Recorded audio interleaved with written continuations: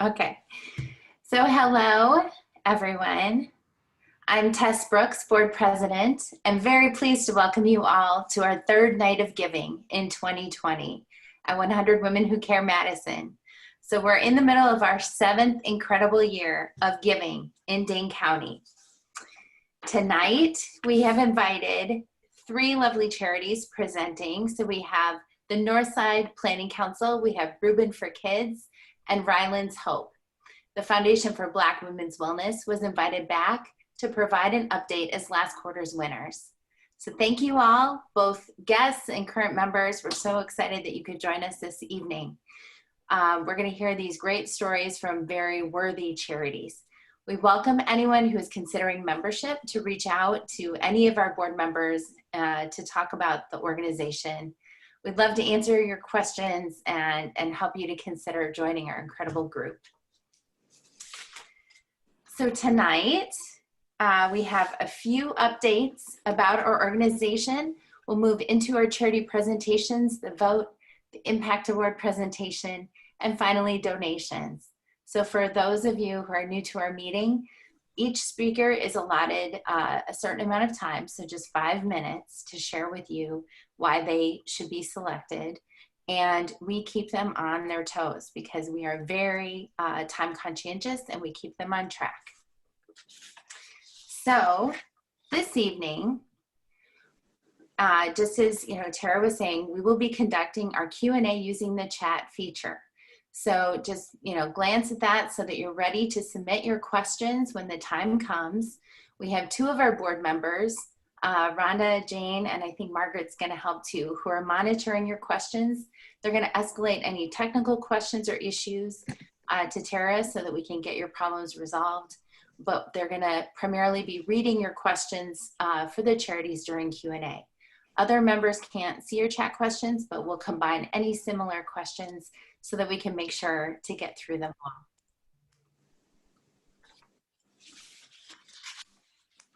So tonight we will have live voting. So we're going to be using the polling feature after all the 3 presentations. So to accommodate the chance for teams to talk and discuss their vote, we will take a 5-minute break to allow you to connect with your phone by text or calling each other to make sure that you have time to discuss.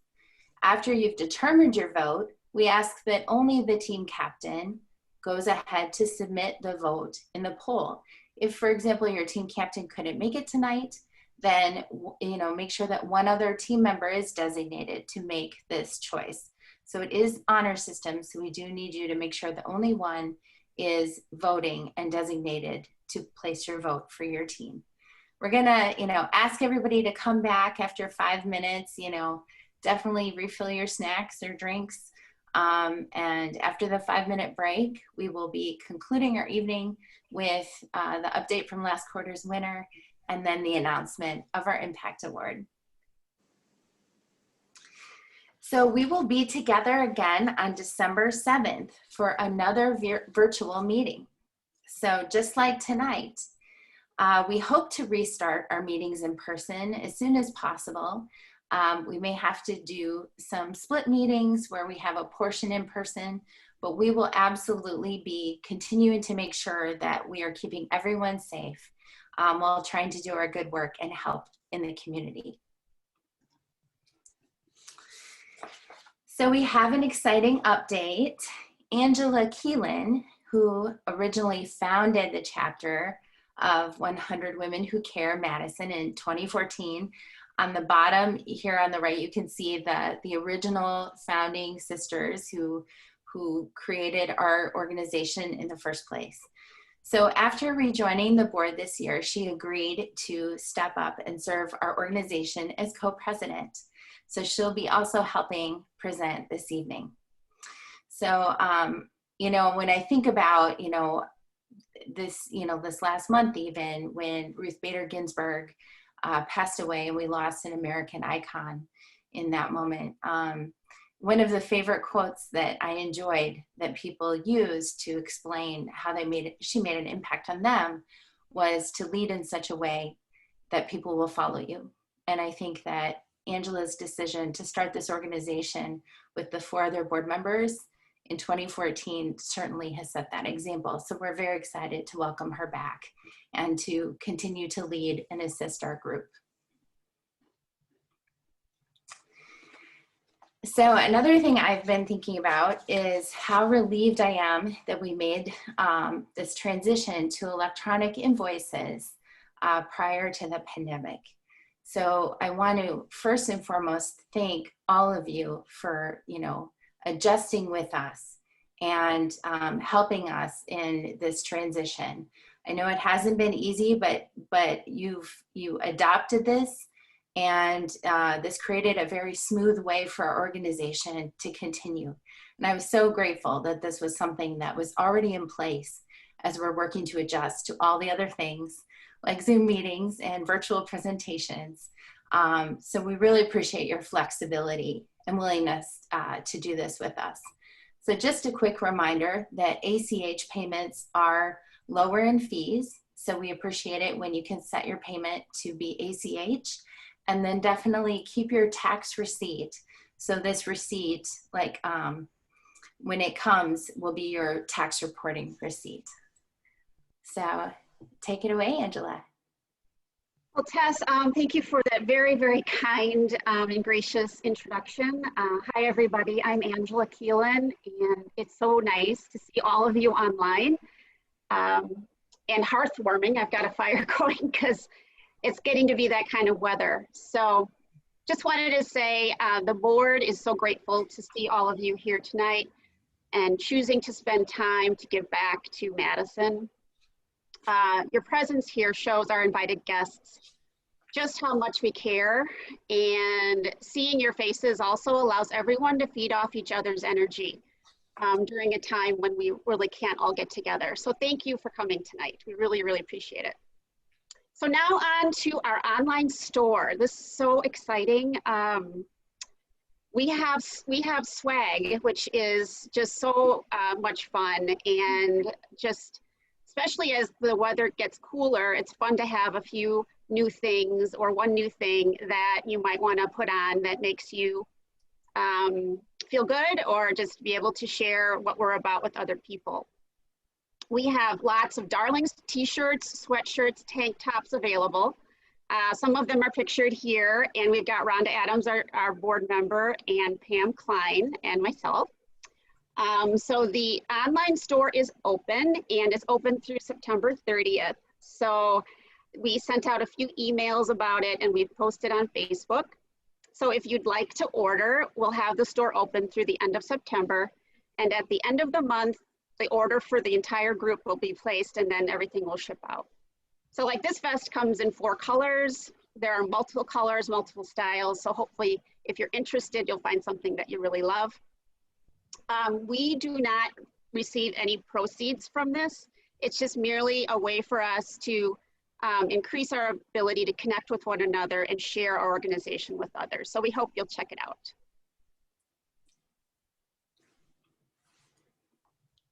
So we have another new initiative, which is so much fun. So as you see here, our board member, Tara Ingalls, is in charge of this cool project. And in our effort to try and get everyone to connect more, we are launching an initiative on Facebook where we're featuring one member per week on our Facebook page to increase our ability to connect with one another, and just an opportunity to share why you joined 100 Women, what you enjoy about the meetings, what your background is, and a beautiful picture of yourself. So if you're interested in this, we hope you'll reach out to Tara Ingalls, and her email is tara@100women.org. I'm sorry, 100womenmadison.org. And she would be very happy to get you featured on our Facebook page. Another really amazing opportunity for us during this different time in the world is the fact that we're online. It makes it easier for us to actually gather. And by that I mean it's easier for us to just be at home, not traveling, not budgeting as much time coming and going and things like that, to just get together for the hour that we have set aside. And so we're really encouraging our members to share our organization with other people, perhaps a relative or a friend or someone that you want to network with, someone that you're connected with. We just ask that you and encourage you to invite just one woman to our next Zoom meeting, which is coming up on December 7th. And next, I'm so happy to share that we have 324 women right now involved as members. We've got 83 team memberships. And when we launched this back in 2013, our first meeting was in 2014, but I met with the friends that came together and we formed the co-founder team. We never imagined how wonderful a group we would have. And here we are, 2020, in the middle of a changed world, and we have really evolved. And it's just a beautiful thing to see. So thank you to everybody for your loyalty and ongoing support. And here is some awesome news. So I think our last meeting, we were at like 380,000. And with the implementation of our invoicing, which allows us to collect money electronically, your donations in advance, even of the meeting, our impact totals have really grown. So we are currently at $422,894. And that is just, I couldn't believe it. So again, thank you everyone for coming together to make such a difference in the lives of others. Thank you, thank you. A round of applause to all of you. Thank you. All right, and back to Tess. Thank you, Angela. So we get to start with our charity presentations. So up first this evening, we welcome James Rubin. Now, Rubin for Kids was nominated by Sandy Geller, and we thank her for that nomination. And so, James, please take it away. Great. Thank you all for having me here. I want to start you off with a little story. I want you to imagine that you are Janaya. You're a fourth grader, oldest of 5 siblings, and you live in a cramped 2-bedroom apartment with your single mother. You are dyslexic and have had problems controlling your temper, which have caused you to kind of struggle to build some relationships. But towards the end of the school year last year, you were finally starting to make some meaningful connections and friends. And then boom, COVID hits. And now your cramped apartment with your 4 younger siblings becomes your classroom. You don't have a desk to even call your own learning space. You have no school supplies, and everything that you've known about school and life has been totally turned on its head. And then one day, your teacher shows up with a desk, supplies, some educational games, and things for your family. Well, how great would that feel? And what would that do for your relationship with your teacher and your learning going forward? That's a perfect example of Rubin for Kids. So I'm going to tell you a little bit about our history. Rubin for Kids was started in 1995, started in honor of my father, who was a juvenile public defender. He had committed his life to improving the lives of youth in the greater Madison area. He was that coach, that mentor, the father for kids that didn't have any fathers. And he really thought that the key to a child's success is a positive adult role model. So in 1995, after a year-long battle with cancer, he saw that his time was coming to an end. And he got together with some of his friends and some coworkers, and he said, please don't, instead of getting money together for my funeral, just get it out there to the kids in the community. And like always, they kind of one-upped him, and they created Rubin for Kids. And they based it upon his passion for kids and that importance of a positive adult figure in a kid's life. So we are a grassroots organization very similar to that of 100 Plus Women Who Care. We have 0 paid staff.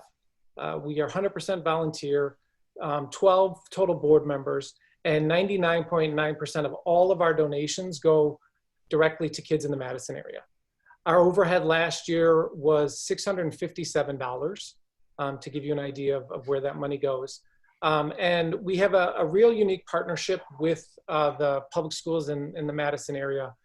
We work with the teachers, the guidance counselors, the school social workers to help get this money out to where it needs to be, as they are the ones that are working with the kids and know who deserve it ultimately the most. So to get into what we do two things. One thing is we give college scholarships to Madison College, to first-time college students. But two, we also give small achievement awards, and that's what I'm here to talk to you guys about today.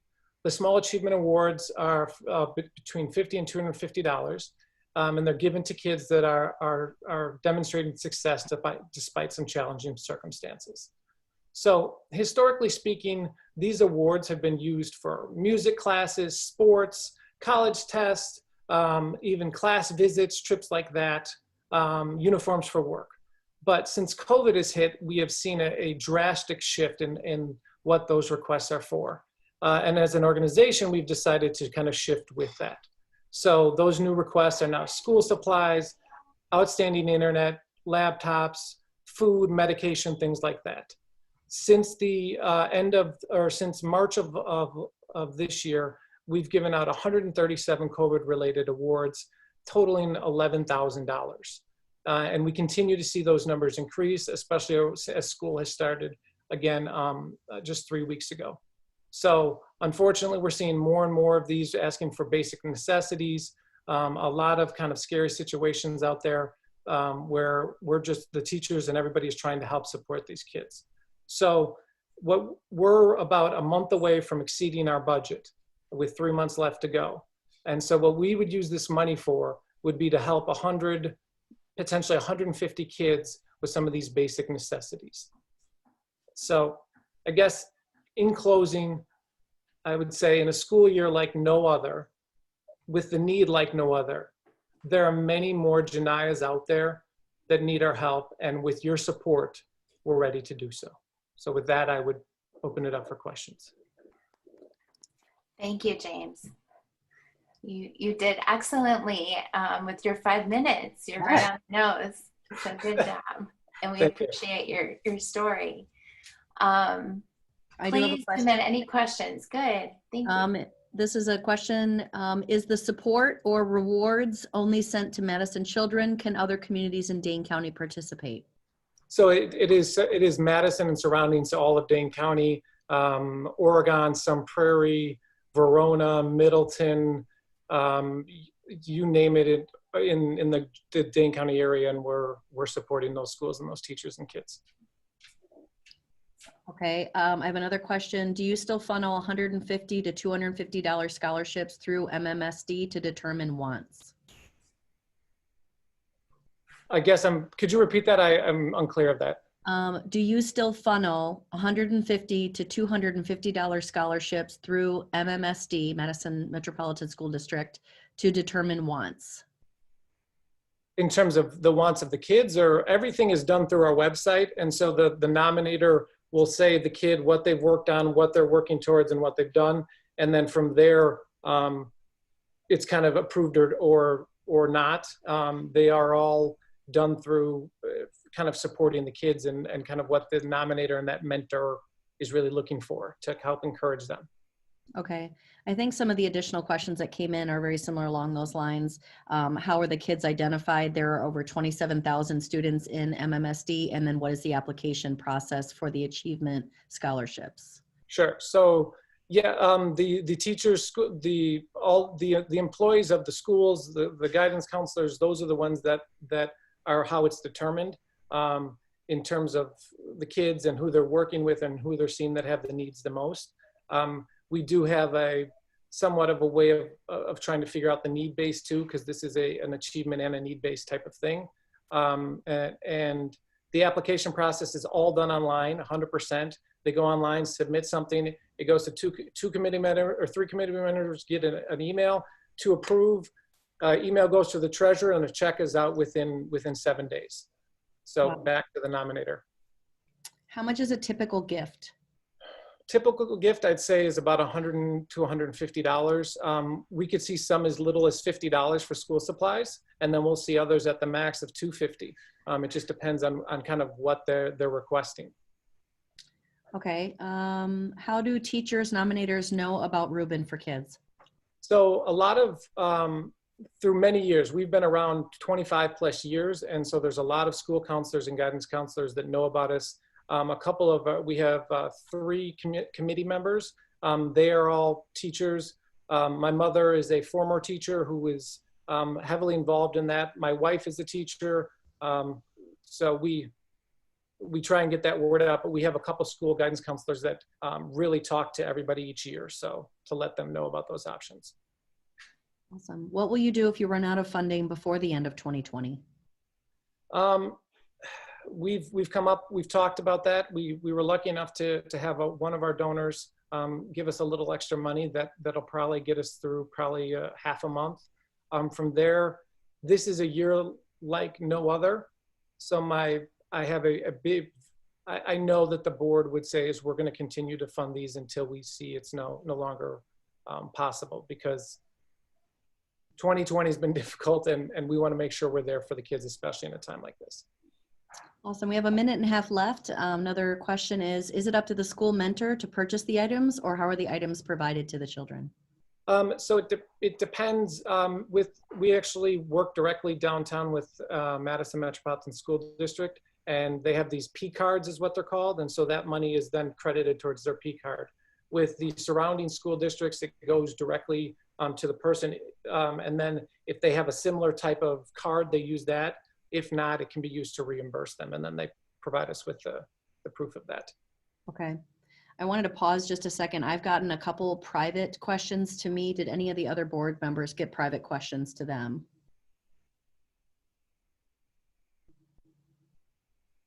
Okay, I'm not hearing any. So there's one last question here. Can public defenders or prosecutors nominate? Curious, given your father's background.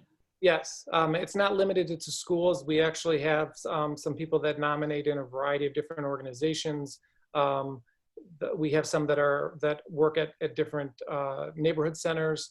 It really can come up, it can really be anyone. The only restriction is there can't be any relationship to the child.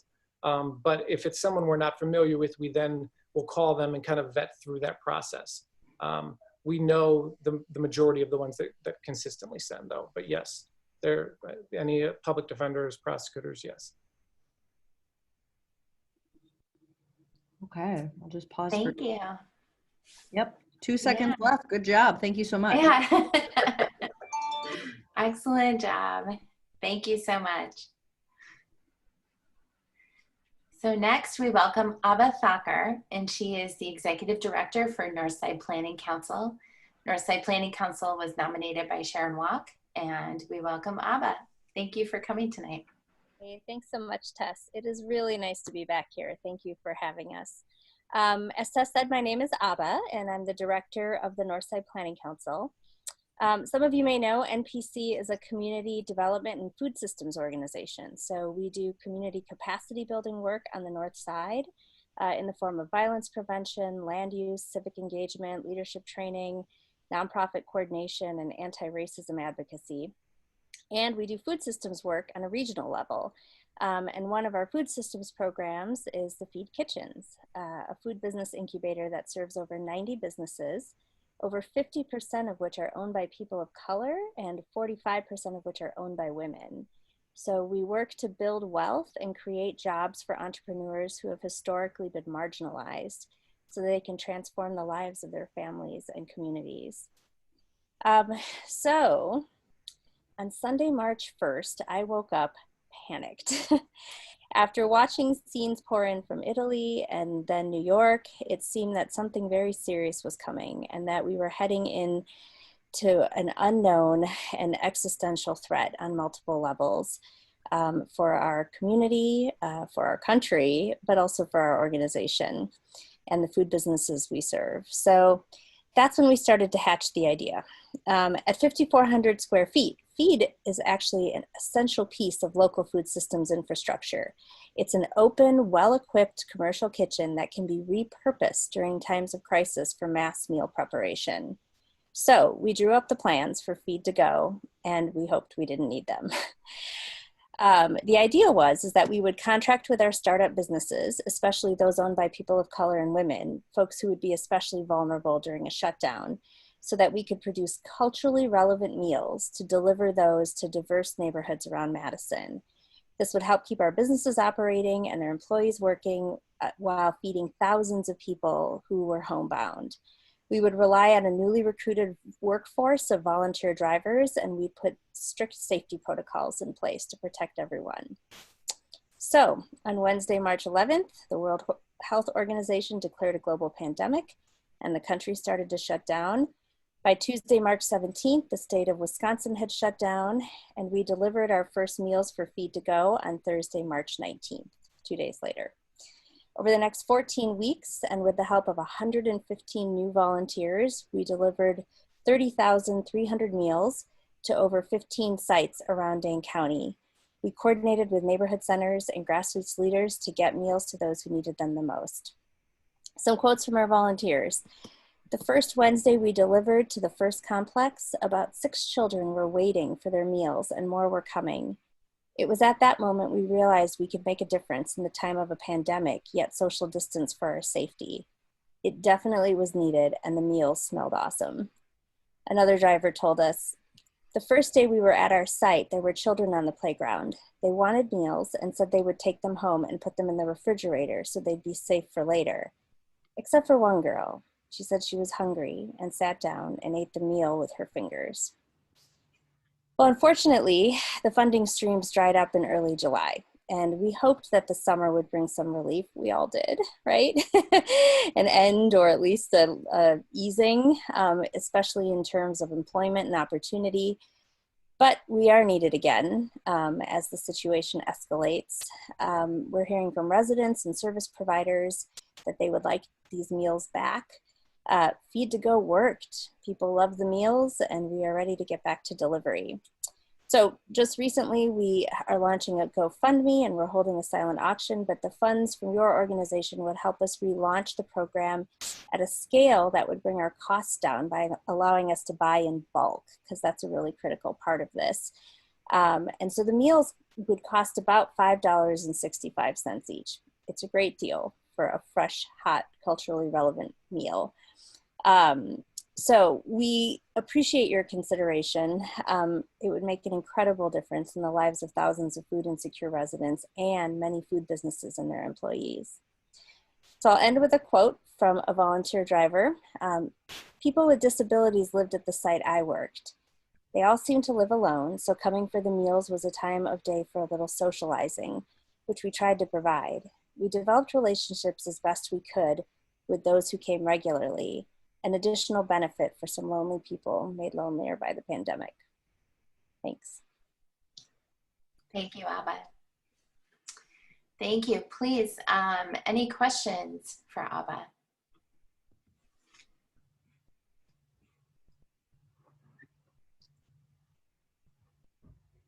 And just one quick question, Abba, with the $5.60, does that include labor? Yeah, that includes from purchasing ingredients all the way to delivery, all of it. Okay.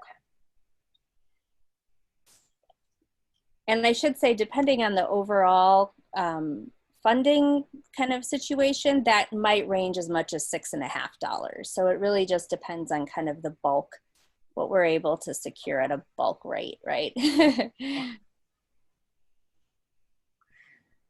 Are we getting questions? Yes, but we have a question. Can you, let me see here. How often are the meals delivered? Yep. They are delivered every single day, 5 days a week, so not the weekends. But our drivers arrive at about 2:45 at Feed. We have a line of like 15 cars. We load coolers into them, and they're delivered between 3:30 and 4 o'clock every day at the community sites, so people know when to come consistently. Okay, another question. Can you clarify, are you delivering to individuals or to a common area that the individuals come to? It really depends. So most places it's a common area, but we are working with neighborhood leaders to let people know to come out. But we actually have multiple requests from people with disabilities or for other reasons who can't leave their homes. And our volunteers will go direct door and just drop them off. So we try to meet whatever the needs are. Another question, Abba, what parts of Dane County are you servicing? So mostly Madison, although we did do Sun Prairie. So we had the Boys and Girls Club at Allied, Taft, and Sun Prairie.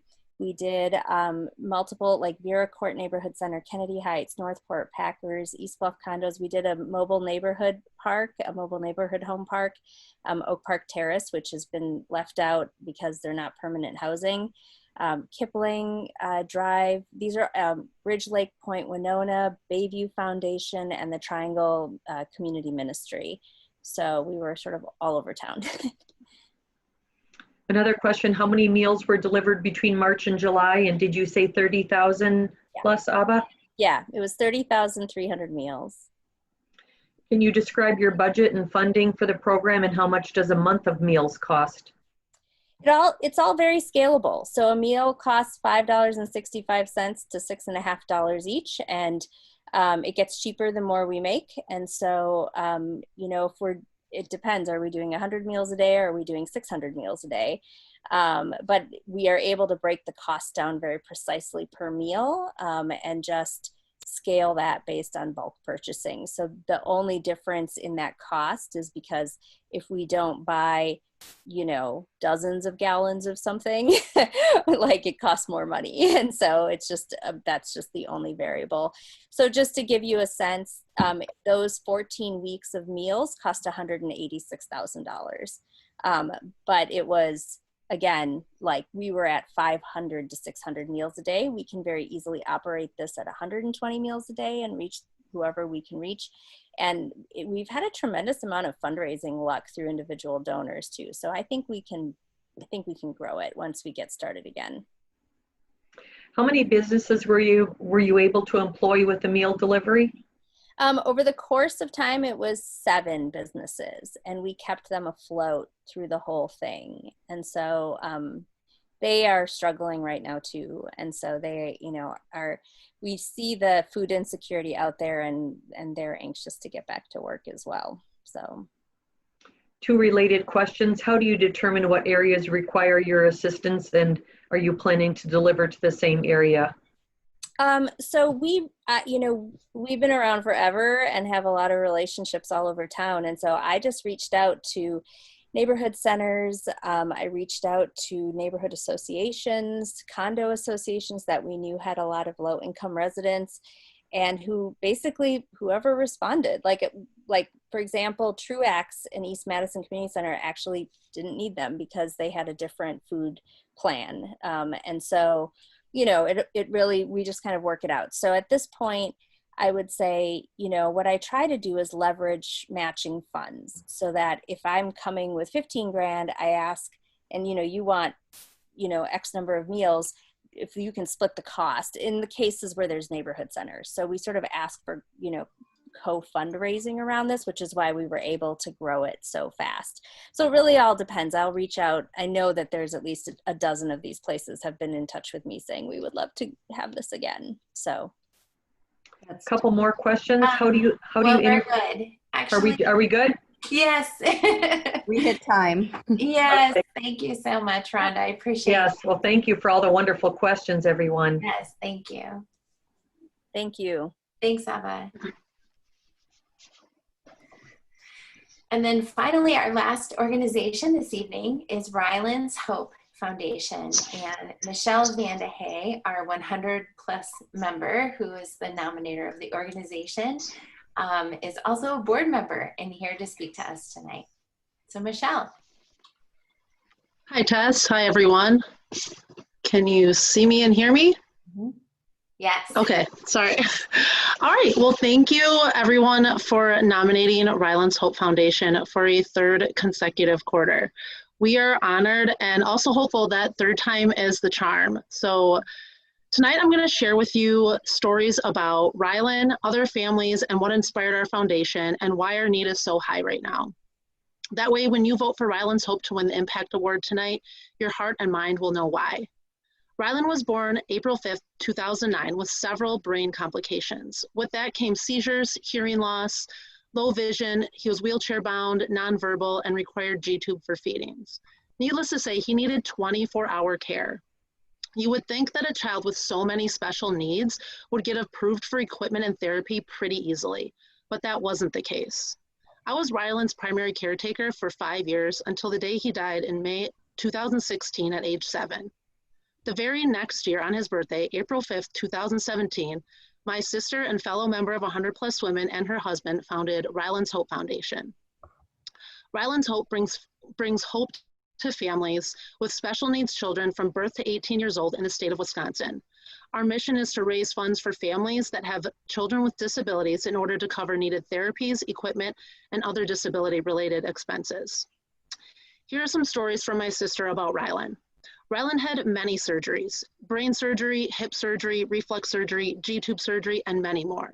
We had a lot of specialized equipment for Rylan, and therapy. Did he do therapy? Physical therapy, occupational therapy, speech, vision, you name it, he probably did it. We were desperately seeking ways to improve his quality of life. I found out very quickly that many of the things that could help him were not covered by insurance. No matter how many letters we wrote, they didn't seem to care, and we were at a loss. Around age 6, Rylan's team of doctors and myself felt the need for a hospital bed at home for Rylan. That would be for his health and his safety, and also the health and safety of our caregivers, to do his personal care without injuring themselves, as he continued to grow past 50 pounds and 4 feet long. After fighting insurance for a year, we were unsuccessful. Due to the cost of paying out of pocket, we never got one. Now I'm going to share a quick story from a family that just applied for a grant with us 3 weeks ago, and the names will be changed to protect their privacy. Carmen needs to be watched at night for seizure activity, throwing up and aspirating, and now he's getting out of bed. Carmen is in need of a sleep-safe bed. He's getting injuries from getting out of bed and getting stuck in bed, yet they keep denying us. After finding him stuck this morning, we will have to start sleeping on the floor with him on a mattress. During the application process, we got another message from his mom. We got an x-ray of his spine yesterday and found out that due to falling out of his bed, Carmen has broken his back. He has severe compression fractures T5 through T8. I'm extremely upset, and we are headed to see the orthopedic surgeon tomorrow. I will wait on either the approval or denial from the Sleep Safe company and then move forward. What you guys are doing is absolutely amazing, and I'll keep you updated. Our final update from Carmen's mom. I wanted to update you that Carmen was approved for his bed this morning, record timing. I'm going to move forward in filing a lawsuit in hopes of gaining a little more understanding as to why this was ever denied in the first place. It sounds like multiple children with the same needs are putting in requests, yet some get denied and some get approved. It was explained to me that it just seems like they're falling on the wrong person's desk. This is not acceptable, and I'm going to push forward for more answers. If you talk to any special needs parent, you will hear story after story just like these. These women, my sister and Carmen's mom, they don't stop. They don't stop just because Rylan isn't here, and they don't stop just because Carmen finally got his bed. They don't stop fighting because they know that other families are going to go through the same thing, and they want their families to be able to focus on their child's health and safety and not filling out endless paperwork just to be denied over and over again. When we presented back in March, we were hopeful to double the number of families helped this year. Now, because of the coronavirus and not being able to hold our main fundraising event as planned this year, we lost about 90% of our funding. Rylan's Hope has helped 16 families totaling $26,000 with things like respite, specialized therapy, equipment, and even a wheelchair accessible van. We only have enough room in our budget to help one more family this year, as opposed to typically 3 to 4 families. And we'll be able to help even less families next year without immediate funding. Any new applicants will have to be denied or put on a wait list. I want to leave you with a quote, because even though we don't help the masses, our impact is huge. To the world, you may be just one person, but to one person, one special needs parent, you may be the world. Thank you. Thank you, Michelle. So questions?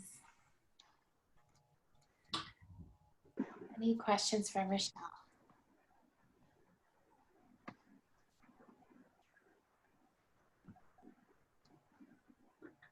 I think they take just a second to come in. So Yeah, I know. And I do see the first question. Where does current funding come from, Michelle? So current funding comes from private donors. We don't have any other funding through like the state or anything like that. So usually we have a big beanbag tournament every year around Labor Day weekend, and we weren't able to have it this year. And that usually brings in the majority of our funding for each year. So we weren't able to have that event. We've done other smaller fundraising events, but it just comes from private donors. We have a few people that donate monthly to us, which is always a great option, but otherwise it's just from fundraising events that our team puts on. The next question, how do you identify clients? Through an application process, and our application process is really simple because we know what other application processes go through. So it's just an online application, and people can find us through just our network, through Geo's Garden, even like the Children's Hospital will recommend us to people, like CI Therapy, Communication Innovation, they'll recommend us to people. So we're trying to get connected with organizations that use that special needs families use. So when they don't have the funding to pay for these things, that they tell them to find us, because then we can help them with their funding. 2 questions. How many applications do you have to turn down, and what is your budget? How much have you given out? We have not had to turn down any applications yet this year, and so we are thankful for that. So over the last few years, our budget just changes depending on applicants. But so we've helped 16 families total since 2017, and that was $26,000. So as you can see, what we donate to each family varies very much, but it can be anywhere from a few $100s to like $5,000 or $6,000, depending on, like the bed that Carmen's mom was talking about runs anywhere between $3,000 and $6,000. Okay, so that does answer the next question, which was how are grants, are there some substantial or some lesser? So that answered that. Do you have paid staff, or is everyone volunteer? Everyone is 100% volunteer. We have a board of 5 of us, and it's all of actually Rylan's family. And then we have a fundraising committee as well, but everyone is volunteer based. Okay, does the group provide mostly equipment and hard goods, or services, or both? Well, so we help them pay for things, and everything we pay for goes to, like the Sleep Safe bed, we would pay to the company directly, not to the families. Otherwise, like things like therapy, we would pay directly to who's ever giving the therapy, and not to the family. So it can range from something as simple as maybe they need specific shoes or a specific stroller, or something that, you know, a stroller is only maybe a few $100s, but a specific stroller for a special needs child could be thousands of dollars.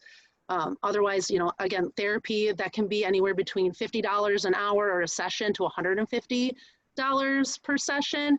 And some kids only need it once a month, but some kids need it once a week, and that can add up really fast for families.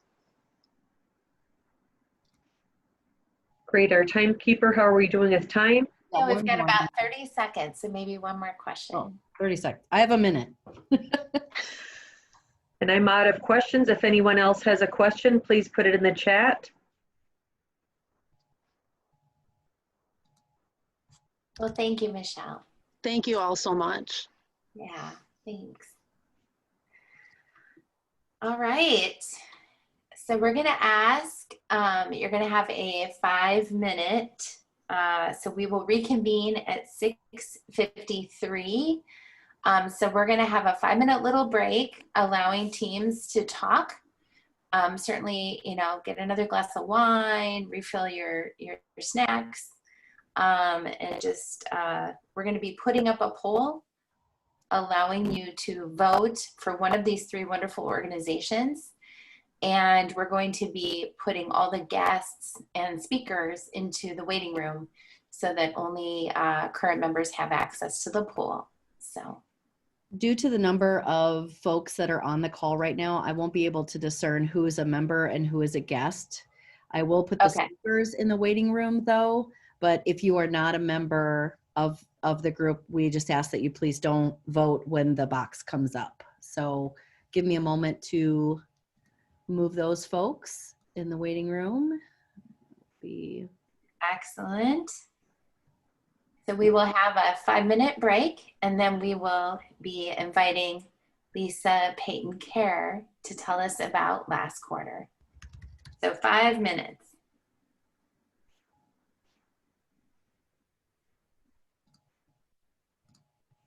Okay, the 3 speakers are in the waiting room.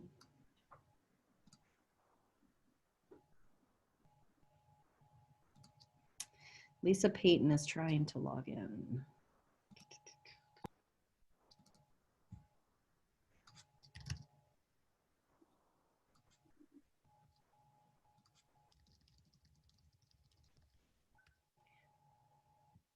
Did you start a timer, Tess? Yes. Okay.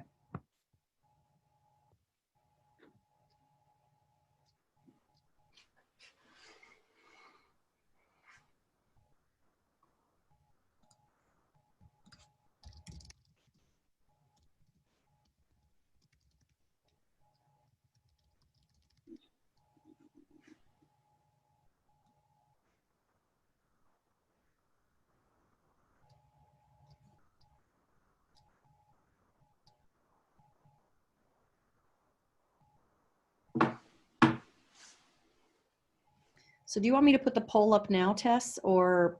Yeah, because that way people can vote and then go refill their drinks. Got it.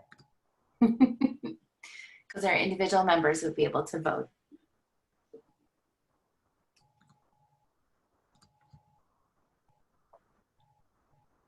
The voting screen should be up on your computers. If you could please vote. It's working. Can you hide the total? Or am I the one that sees it because I'm a co? You're an admin. Okay, thank you. Hey, Rhonda, can you confirm you can't see the total? Or another board member? I can't, but I'm seeing the 3 charities as Rubin for Kids and Northside Planning Council twice. Oh, I don't see Rylan's Hope. I had to create the poll again. Please. Okay, stop for a second. I'm so sorry. This is what happens when I think it's going so well. But for our members, we have practiced this as a board, and so you know, when you're live, I know there's many of you that have been in the same type of a situation, so bear with us, and no pressure there, Tara, but thanks for your patience, everyone. It just makes you human. I am that, I promise you. I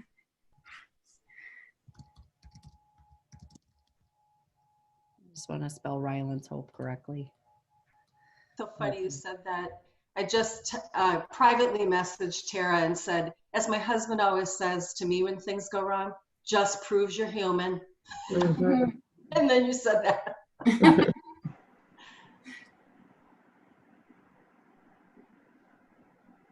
Oh my gosh, okay. I see the question, can anyone vote, or is it just team leaders? We ask that individual members and team captains vote. If for some reason the team captain for your team was not able to attend tonight, then we want one person designated from your team to enter the poll. So we only want one person from each team and then all individual members when we get this restarted. So we will be restarting it. I want to put them in the order that they presented, not the order they're on the screen.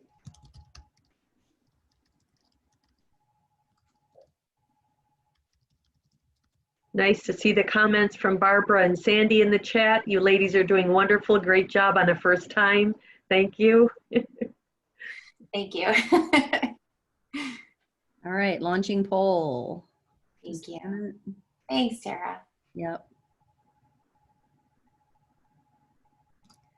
There we go. Please enter your votes. There we go. I know that you probably want to start timer now for 5 minutes. That was my mistake. Sorry about that. They're coming in now. We've got 54 votes in already. Great.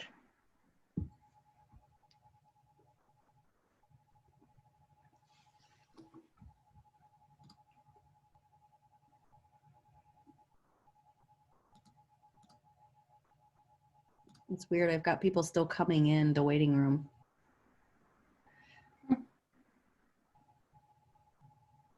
Well, maybe they got kicked out and then they're just rejoining us.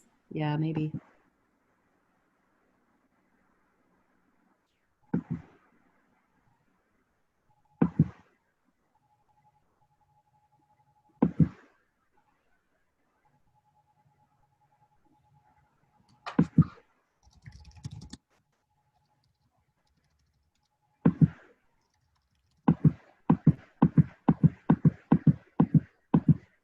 It's just a beautiful thing. I'm just clicking through and seeing all these wonderful names and faces all joining us on our journey tonight for the first time doing this virtually. Thank you. Yeah, let me know when you want me to do a screenshot photo. Maybe after this. A reminder, coming on screen, back from your conversations, please cast your vote. You should have a voting screen up on your computer and choose one charity. And if you are a team, please only vote once per team.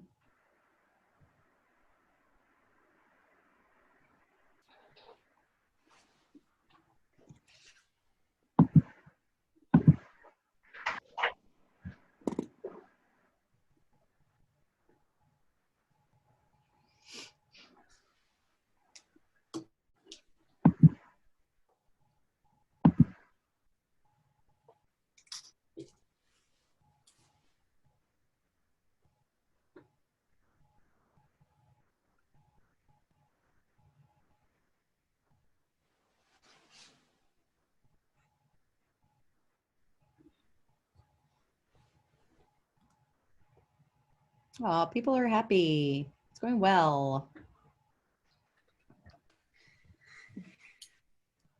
Oh, I'm so glad. So just so everybody, just a quick story. As 100 Women Who Care, there is a national organization called the 100 Alliance. And we don't pay membership dues or anything like that, but they did make their Zoom available to us because they have a subscription that allows 500 attendees. So very grateful that we're a part of a larger community that helped us make this happen tonight. Mm-hmm. So the vote's been live for 3.5 minutes. Yep.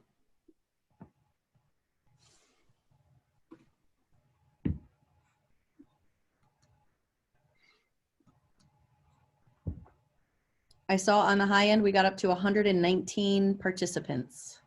Oh, nice. Very excited about that. Good. Excellent.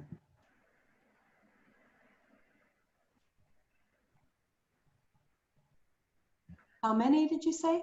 119 I saw. That was at the highest I thought I counted. Yeah. And We have 113 still on.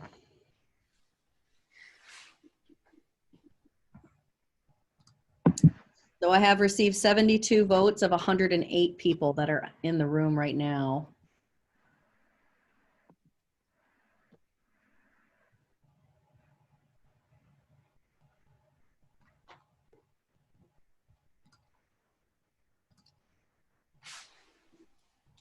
Tara, any idea how many guests we have tonight? So we will be able to log in and take a look. Actually, yes, I know the answer to that. Just a moment. Just curious, because I Yeah. know I had a couple people, and normally you just bring one guest, and it felt like we could just open that up a little bit more this time. So I was curious. Yeah, so we had 202 people register. So that was excellent. Unfortunately, I don't know that I can actually look and see. We did have an email in there, or a question in there asking whether or not you were a guest or not. But I don't know that I'm able to see that information. We might have to get that from the Alliance. So we do need to close the poll. I'm asking all final teams, anybody who has not submitted their vote, please submit your vote. And we're closing. 5, 4, 3, 2, 1. Thank you, everyone. So we ask you to save the date. So December 17th, make sure that you'll be in attendance for our next virtual meeting. And finally, we ask for Lisa Payton-Kerr to give us a quick update. Excuse me, Tess, do you want me to allow the speakers back in or no? Yes. Okay. Including Lisa. Yes. It's December 7th. We had a question. The 7th. Yes, December 7th is the December quarterly meeting. Hi, Lisa. Hi, how are you? Thank you for joining us. Thank you so much. You are so welcome. I wish my lighting was better. I see that it's very dim where I ran inside to. Oh, it looks great on your background and everything looks wonderful. It looks perfect. Yeah, so share with our ladies how the $15,000 grant made a difference for the Foundation for Black Women's Wellness. Yes, well, first, let me just say good evening. Let me say how grateful I am, Tess, to you and all of the 100, and it seems to be 100 plus women who care of Dane County for thinking about the Foundation for Black Women's Wellness, for our making it on the ballot. I remember being contacted last year about your process, and it was really wonderful to be contacted earlier this year to know that our names reached your ballot. I just kind of observed your process a bit, and I'm really impressed by this process and that there's over 100 women on a Zoom call who are committed to giving to projects in our community like ours that are really working to make a difference on some really big issues in our community. So when we got the call that we were awarded $15,000, we were just elated.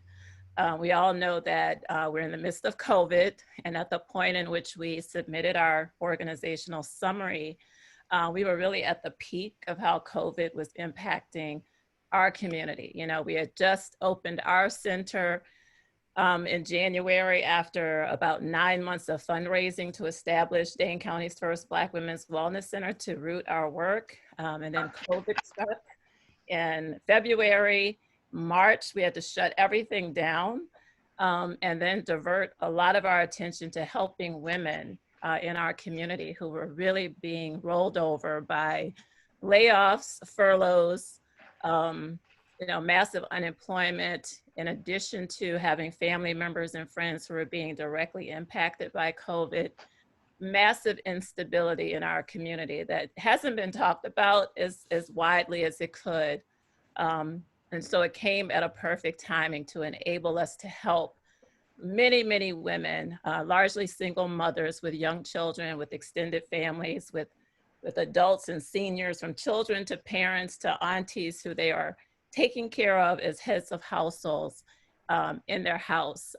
We started a COVID-19 relief fund just in time to really be meaningful and impactful in our ability to support women, to keep them housed and food secure, and to help many pay for necessary childcare that they didn't have with family and friends, to enable them to go to work for those who hadn't lost their jobs. So it's really huge. Right now, we're still seeing massive impact, massive fallout on women who are really dealing with our incredibly difficult housing shortage in Madison, our unaffordability of housing for moderate to low income families, which we know Black women are disproportionately represented. They're not underrepresented in the workforce. They're working 2 and 3 jobs, but they're underrepresented among those who can afford quality housing. We do have several women who we've had to have in hotels, unfortunately, long term, but the funds are enabling us to do that, until which time we can work with them to work through all of the hoops that they have to jump, even navigating our very intense housing assistance structure in Dane County. There's lots of challenges in getting women housed once they find themselves out of housing through eviction or non-renewals or whatever circumstances are. So the dollars have been absolutely crucial and critical for helping us to allow women to stay stable in this time where we see rampant instability. So I want to thank you for that. It has been immediately tangible. Thank you. For women. And I could go on and on. There's so many issues. On the front lines, so we really appreciate all the incredible work that you're doing in our community, so thank you. Yes, and I want to shout out Jody Stoldorf. I had to do that. I know she's one of the 100, who's a dear friend, and Tess also, for all of you. So many of you personally have been advocates, allies, and friends to our work before this gift and beyond this gift. And I just want to say thank you for what you do, for your support of women, and that women helping women is really the answers to so many of the challenges in our community. So I take my hat off to you and bless you in your work as you continue. Thank you. Yes. Bless you too. Thank you so much. Good evening. Thank you for giving me 5 minutes. Thank you. Oh, Linda Voigt. Hi, Linda Voigt. Mwah. All right, I'll not take it. Bye-bye. So just before we announce, just a quick reminder that in order to make your donation, you are welcome to respond. We will be sending the summary email to all members tomorrow and just letting them know about the results from tonight. And then you can either send your checks to our P.O. box, that works very well, or we would be happy to have you respond to the electronic invoice. So either one works great. And certainly if there are extra donations that you'd like to make to the other 2 organizations, we welcome those as well. So, you announce, can I get the group photo? Yes, let's do the group photo. All right. Please turn on your cameras, do the jazz hands, smile.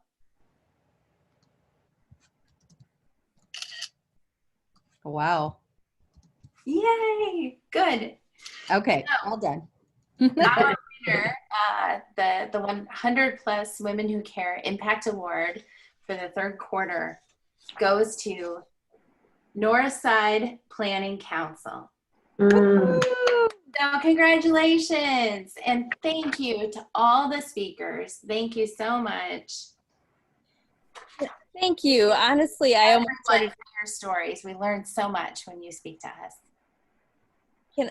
Thank you too. I almost started to cry. So thank you very much. This is really incredibly meaningful for so many people. We really appreciate it. And it's going to be a fantastic way to relaunch this and build the momentum we need. So thank you, ladies, really.